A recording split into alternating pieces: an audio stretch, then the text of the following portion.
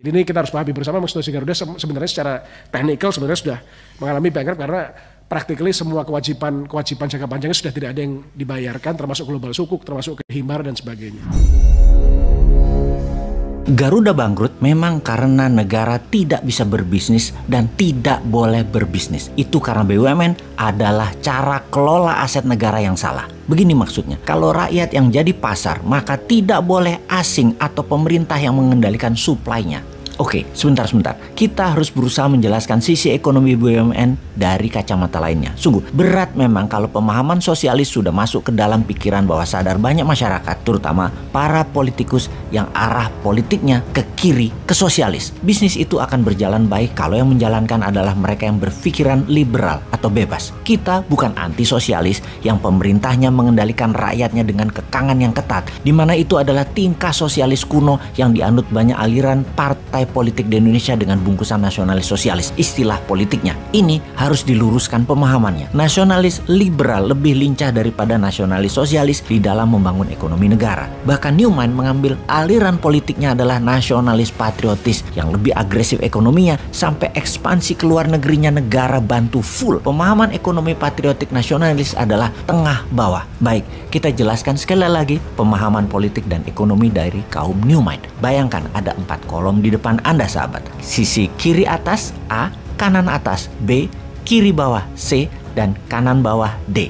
A dan C kalau digabungkan adalah aliran ekonominya sosialis. B dan D kalau digabungkan aliran ekonominya adalah kapitalis. A dan B adalah kaum elitis. C dan D adalah kaum akar rumput. Selama 6 pemerintahan Indonesia selain Pak Karno, semua politiknya dan ekonominya main di kaum elitis. Pak SBY misalnya, elitis kapitalis sisi kanan atas B. Para oligarki dan konglomerat kapitalis atas mengendalikan ekonomi dan diberi kemudahan. Yang sekarang yaitu memihak pada elitis sosialis, yaitu yang A, kaum BUMN. Sisa presiden lain, Soeharto dengan Amerikanya elitis kapitalis, Habibie dengan IMF, Gus Dur, Megawati, sama semua. Kemudian para calon presiden nanti 2024 semuanya juga tetap main di elitis. Untuk pertama kalinya dalam sejarah Indonesia, Newman punya konsep politik dan ekonominya akar rumput. Di sisi C adalah kaum buruh, petani, nelayan.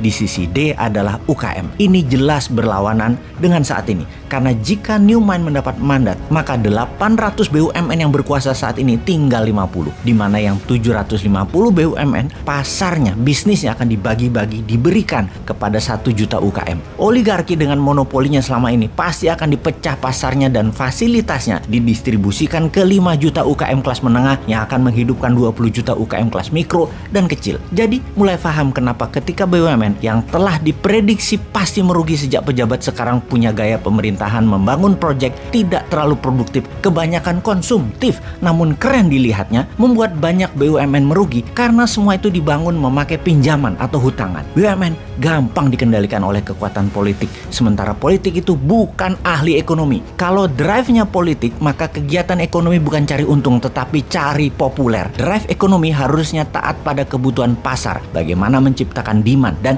bagaimana menyediakan suplai dari produk UKM dalam negeri. Gak mungkin semua itu bisa berpihak ke akar rumput selama elitis dispesialkan seperti saat ini, memberikan karpet merah ke elitis, ke BUMN, dan ke oligarki. Dan di tahun 2024 masih mau memilih yang ada di etalase politik saat ini para gubernur dan menteri-menteri incumbent yang punya aliran pro-elitis juga. Pastikan bukan juga pilihan Anda dari oposisi yang tidak pernah memberikan solusi selama jadi oposisi. Jadi pilihan sahabat semua, hanya Newman yang beda. Cek.